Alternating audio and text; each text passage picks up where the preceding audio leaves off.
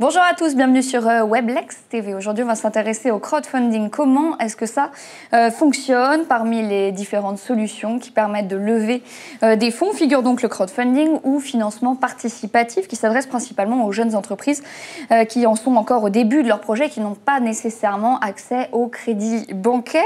Comment est-ce que ça fonctionne le crowdfunding? On va poser la question à Ronan Kéo, consultant pour Interface Transmission et qui est avec nous aujourd'hui. Bonjour Ronan, bonjour. Merci d'être avec nous. Est-ce que vous pouvez nous expliquer déjà principalement à qui s'adresse le crowdfunding?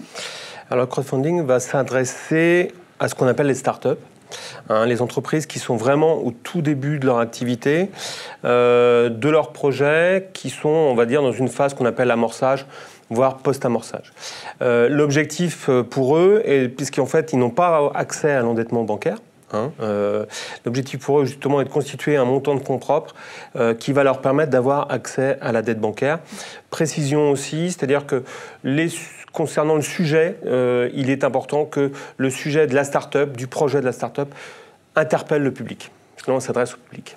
Donc, dans un sens, le crowdfunding, il se substitue à la banque, à une aide bancaire, donc pour permettre à la start-up de financer le démarrage du projet. Tout à fait. C'est-à-dire que pour démarrer un projet comme ça, forcément, on a besoin d'argent. Alors, on va avoir au départ recours à ce qu'on appelle la love money, c'est-à-dire l'environnement, l'entourage, la famille, les amis, soi-même. Et puis, ça ne suffit pas forcément toujours. Et puis, il y a des prototypes à faire, il y a des sites internet à créer, il y a des choses comme ça à créer. Donc, on a besoin d'avoir ce qu'on appelle l'equity gap, c'est-à-dire que d'avoir cette somme d'argent qui va nous permettre de démarrer, de se constituer, de créer, et puis après, justement, d'avoir accès potentiellement à la dette bancaire. Et concrètement, comment ça marche, ce crowdfunding? Comment ça marche? La plateforme de crowdfunding, il y en a plusieurs, il y en a une trentaine en France, donc il faut les approcher, il faut aller les voir. Il y en a certaines qui sont spécialisées, pas toutes, par secteur d'activité.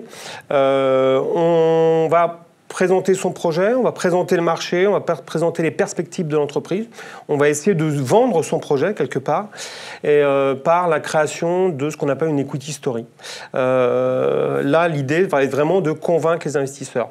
Il y a ensuite toute une démarche, et crowd, ça veut dire donc foule, où il faut aller mobiliser la foule. Et mobiliser la foule, ça veut dire essayer d'avoir autour de soi une espèce de communauté, et donc il y a toute une phase en fait de communication vis-à-vis de cette communauté en amont de lancer le projet sur la plateforme. Et il dédie également que cette mobilisation de communauté, ça permet de créer une véritable dynamique au sein de l'entreprise. C'est assez positif pour les dirigeants.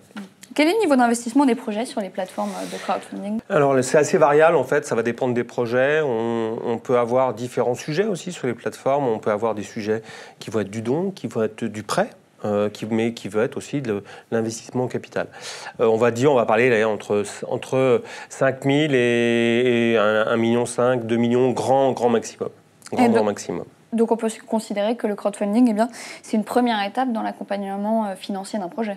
Alors, ça peut être une première étape qui peut ne pas être seule, c'est-à-dire qu'aller chercher de l'argent auprès du crowdfunding, ça peut permettre aussi de faire venir en co-investissement des business angels ou des fonds d'investissement. Mais forcément, ça va être la première étape qui va permettre d'amorcer la pompe, de vraiment démarrer l'entreprise concrètement, qui va lui permettre peut-être 2-3 ans après d'aller faire un deuxième tour de table. Merci Ronan, on se retrouve très vite sur Weblex TV.